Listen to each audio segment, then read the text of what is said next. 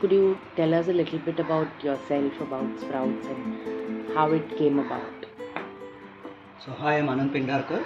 I'm a wildlife biologist by training, and I've been in this field of conservation for almost about 35 years now. And when I was doing my masters, whenever I used to come back to Bombay in my vacations, the younger people who were here, they used to say that, oh, when we are in college, because of our nature club or whatever, trekking, other activities, we have contact with nature.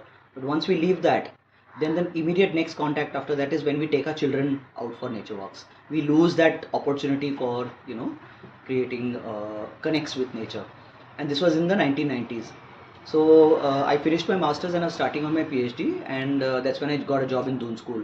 And we used to have like a 4 month vacation in December, January, and April, May, June. So I said, why don't I start like an ecotourism company where I can take people out, and give them an opportunity to reconnect. And June, July is a great time for in Mumbai region to go for trekking and other things. So that was the immediate thing that started. And winters, it's great for going bird watching and so then the wildlife trips in other parts. So basically, Sprout started as an ecotourism organization, proprietary company. And then we realized that a lot of underprivileged schools, NGOs also started approaching us that can you do something for our children also? We want them to get a nature connect, because then we realized that nature connect is a rich person's privilege. Only somebody who can pay for an expensive nature walk or a trek or a wildlife safari to wherever can afford that. So we said, chalo, why don't we do that? And then CSR was coming into the picture. So people said, make an NGO, and you can start reaching out to people. We in 2002 we started the process of creating an NGO, and then realized that it's CSR. Corporate companies really don't give money till they don't get kickbacks on things. Even today we don't get enough funding from corporates. There always a benefit part that is there, but nevertheless we started reaching out to NGOs, and through our own NGO we started to do a lot of programs. That is when we were already doing beach cleanup activities, we were doing forest cleanup activities. So beach cleanup was generally after Ganpati Visarjan, forest cleanup was after Mahashivratri, when people used to go into the forest and leave tons and tons of waste over there. But within the first 2-3 years itself, we realized that this is the end of the pipeline solution. People dumping and then we cleaning it up. So I said that's an endless activity. We are never going to solve it till we don't get to the root of the cause, changing people's behavior, giving them an option. And then we started going into understanding that okay, Ganesha, plaster of Paris Ganesha need to be removed, and we need to move to a eco-friendly Ganesha. So that's why we started exploring how to make Ganeshas. We went to Karnataka, we went to Pain, we went to all these places, worked with the artisans, understood, learned paper. I was a handmade paper maker. I used to make paper at home. So I said, okay, shall we make paper mache Ganeshas? And then we did scientific experiments with clay Ganeshas, paper mache Ganeshas, and saw how the COD, BOD changes. So our science and our environmental, emphasis, we merged it together. While trying to keep the culture going, we don't have to be unscientific about it. Typically, that's what happens with environmentalism. People get emotional and there is no logic remaining. There is no science remaining. So that's what we kept. And biodiversity is a equalizer, as I say. Everybody can hear the koel, everybody can hear the sparrows and the birds. But if you're so busy with the sound of money, then you tend to lose the beauty and the joy of these amazing things that one gets. And that's what we are trying to get people to connect with. We are doing documentation of marine creatures around us. So for 30 years we've been documenting marine diversity around Bombay. Bombay is a group of islands, so islanders need to start knowing what is around in the thing, and we found a huge amount of diversity. Same happened with RA also. Since '86, my first exposure into the sort of nature was in RA and Sanjay Gandhi National Park. So we started documenting that. So like in America, like in other parts of the world, unknowingly we created long-term data, big data as they say it. That comparatively year after year after year, going to the same place again and again and again, we realized that we were documenting diversity. What are some of the problems that or issues that you've been working on over the past few years? So one is of course lifestyle issues which are there. People not having environment-friendly alternatives. So creating bird nest boxes, creating eco-friendly Ganeshas or palm plates and biodegradable things as compared to thermocol and plastic. or festivals to celebrate which are non-destructive with nature, which don't intend to have noise and other things. So we created a festival called the Earth Mela, which was a nature-based festival and things like that. Also, people not knowing, we just say that, oh, recycle plastic, recycle paper, recycle garbage. How do you do it? Okay, here's paper. Give me paper again, or give me something alternative.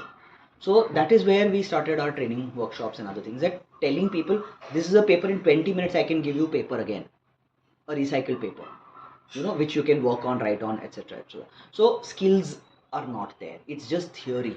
Whether it in school, colleges, everything, it's all theoretical. There's no practical how to harvest water, where to harvest water. Can you? Even architects don't know. It's just theory. So that is one big problem. That everybody knows everything. How do I do it? So like this book that we recently did on the climate action, we have 600 climate actions. Climate actions from transportation, climate actions from energy, climate actions from construction. So what alternatives materials can you do? Now you can see in my house, I've pulled the walls down. I've created more space. The air can flow, cross ventilation can be created, green windows that can be done. So giving people solutions. Your terraces are lying vacant. A simple solar panel takes away electricity charges, carbon emissions reduce, and 60 to 70% of our requirements are just warm water, and water heaters use a lot of ACs, water heaters and irons. These are very high water consumers. So providing solutions for that, so working on a scientific basis and seeing which are the areas where easily we can do one thing. A 50,000 rupees water solar heater can easily support a 30-40 household building. It's a small investment, but people don't do it. So creating such possibilities for people to, where you grow your little tomato. I have a composter right here in my living room. It doesn't smell, there are no insects, there's nothing, and nothing goes out of my house. Sometimes there are 2-3 days in a row where there is not enough garbage to give to the kachre wala, and then remaining other people are giving bags full of it. So when you change your behavior, your buying practices also change. Everything then changes according to that. You either bulk buy or buy things which have less packaging that is there. Your viewpoint changes. So we try to create that positive change, individual to individual, family to family. What are the hurdles that you face in the work that you're doing? Tokenism. I'm extremely upset with the amount of tokenism that every level of organizations do, whether it is colleges and schools. One day, World Environment Day, people go mad and crazy. The rest of the year, they are burning plastic, they are burning garbage, there is honking, there is loud noise. Everything that can be done to violate the law is done. Same thing, make a give a missed call for saving rivers, or WhatsApp this. This is all armchair. Get out on the streets. You can't save the environment by just sitting and giving missed calls and doing telephone calls. That's not done. That's not going to happen. Trees are not going to grow next to the rivers on their own. It's a hard job. You need to go dig. Like the Mahim Nature Park did not come out just by like that. We had 30 years of working hard on it. Thousands of volunteers. So that is what, and then parents are nowadays saying, just do something and finish it off with. पैसा दे के हो सकता है, या तो uncle कोई पहचान का है उससे सर्टिफिकेट ले लो. All MBA courses have a entire semester to work with NGOs. They just don't do it. So many MBA courses. NGOs should have been flushed with money, flushed with resources if all these MBAs supported them. This happens in other countries. That's why they have impactful projects. They have very pointed projects. So why NGOs are all over the place is because nobody is working with them on these good business models that are there. There is a good collaboration that is possible. Of course, we managed to do that. We have had an Ogilvy and Mather come to us, an advertising giant, and doing a campaign like God Save the Ocean. It went to 12 million people within a week. So these collaborations are necessary and possible. I've designed an MBA course for environment management. I teach architecture students. Now I almost stopped teaching wildlife courses that other people can teach. You need to start talking to the advertisers. And in RA, we actually implemented all that. We had advertising people come and do advertising. We had actors come and do their theatre activities. We had, I trying to do a theatre act or somebody else trying to do a research project. No. Let the research people do the research. Let the marketing people do the marketing. Let people who are good at collecting, resources, do that. So that is where the problem is, that just pack your seeds and send it to somebody, or throw seed balls. Trees don't grow by throwing seed balls.